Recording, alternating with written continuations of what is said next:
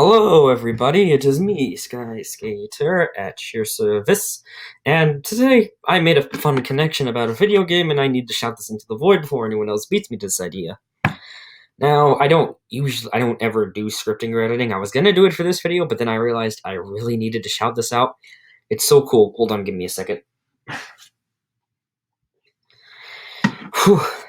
So yeah, it's a fun connection about the game Omori, of which there will be heavy spoilers for Omori. If you have not played the game, do not watch this video. Do yourself a favor. It's a great game. I recommend it so much. It's a masterpiece. One of the top 5 video games I've ever seen. Hard statement. In fact, I put it at number 3. Keep in mind, my number 1 video game is... So set your expectations accordingly. But it's a good game, trust me. That being said, on to what I figured out. For those of you who don't care about spoilers, the basic story is that the group of friends kind of fall apart after the death of the main character, the person we play as, older sister.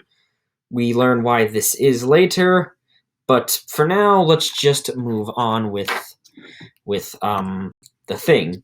So the 5 stages of grief, I'm assuming you're all familiar, that being denial, then anger, then bargaining, then depression, then acceptance.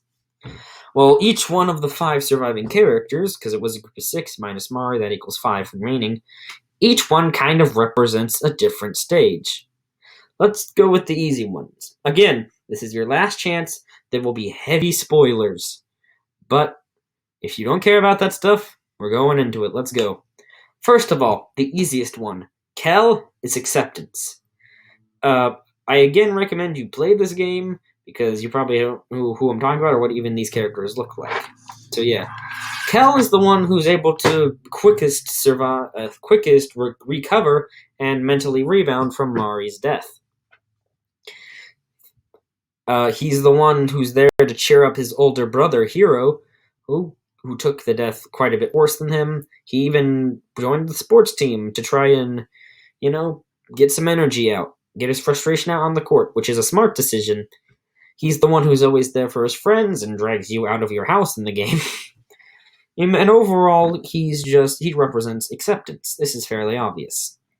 Aubrey also represents anger. As a result of Mari's death with a combination of her neglectful mother, she becomes a very angry teenager. This is made worse when all her friends seem to up and abandon her as they all try to deal with grief in their own way.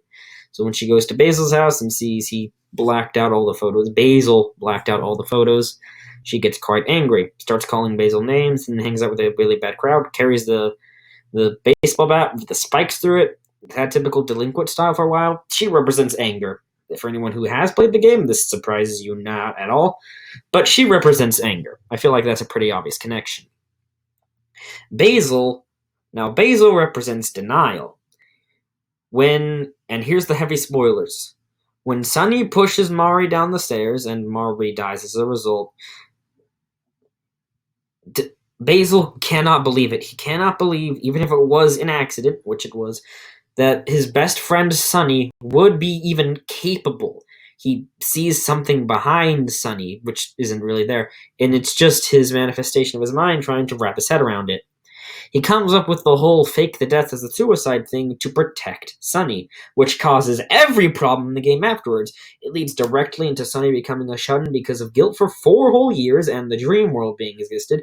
It leads to Hiro's incredible sadness, which would have probably been more anger at Sunny. It leads to Aubrey stewing in her own horribleness and joining the bad crowd, and doesn't affect Kel all that much. It also affects him quite a lot as he has to live on with the guilt. And he did this all so that he and Sunny would never be apart, which backfired stupendously. Denial is the first stage of grief, and despite you would think Mari's death itself would be the inciting incident for the game, no, it is Basil's reaction and actions after Mari's death that sets off everything. Again, Sunny becoming a shut-in, the group falling apart, and everything after that. He is the first incident, and denial is the first stage of grief and loss. I said depression, grief and loss. So yeah, that's a very interesting connection. He also, again, is a little bit delusional and often lies to himself even when he can blatantly see the truth and what needs to be done. He also takes blame quite a lot, denying himself the innocence. It was not him who blacked out those photos, but he took that anyway, because he didn't want Sunny to get hurt at all. Which leaves Hiro and Sunny as either bargaining or depression. And this one is the iffiest, but I'm going to give bargaining to Sunny, and I'm going to give depression to Hiro. Hiro is depression because, as Kel states when you visit Mari's grave after the fight with Aubrey at the church, that he became almost like Sunny, like a shut-in for a year, refused to eat, refused to sleep, and refused to take care of himself. And how that Kel always had to take care of him, and that no matter how much he tried to cheer him up, nothing would work. He was like this for an entire year. Hiro was always the dependable guy, and in both the dream world and real world, when you reunite with him on the final day, he's always that dependable, charismatic, charming guy who can cook really well and all that. Grown up and mature. So that fact that he acted like that for a year meant this shook him to his core. And depression is usually the stage that hits the hardest and lasts the longest.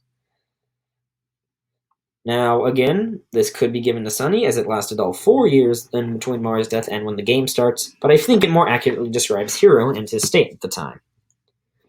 Finally, we come to Sunny being bargaining. This one is the iffiest, but the dream world can honestly be a manifestation of wanting this perfect world, which could be seen as denial, but I think fits more into bargaining.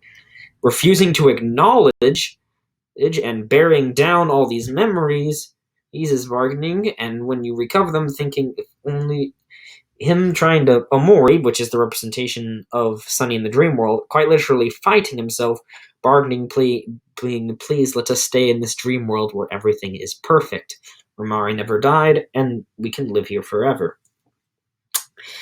Funny feeling about that, though, if you choose to give in and let Omori win in the final boss fight, you end up jumping off the hospital roof. Worked out real well for you, didn't it?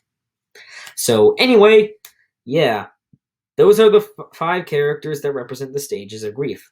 I found this connection very interesting, and I didn't see anyone talk about it. If someone did, I apologize for stealing your idea. If someone was writing a script for this and I just happened to get mine up, I apologize. But I just found these connections super interesting, and I just had to get these out. I couldn't not share all of this with you. That being said, I hope you all have a super fantastic day, and that you all fly in your own special way. And with that, I will see you next time. Bye.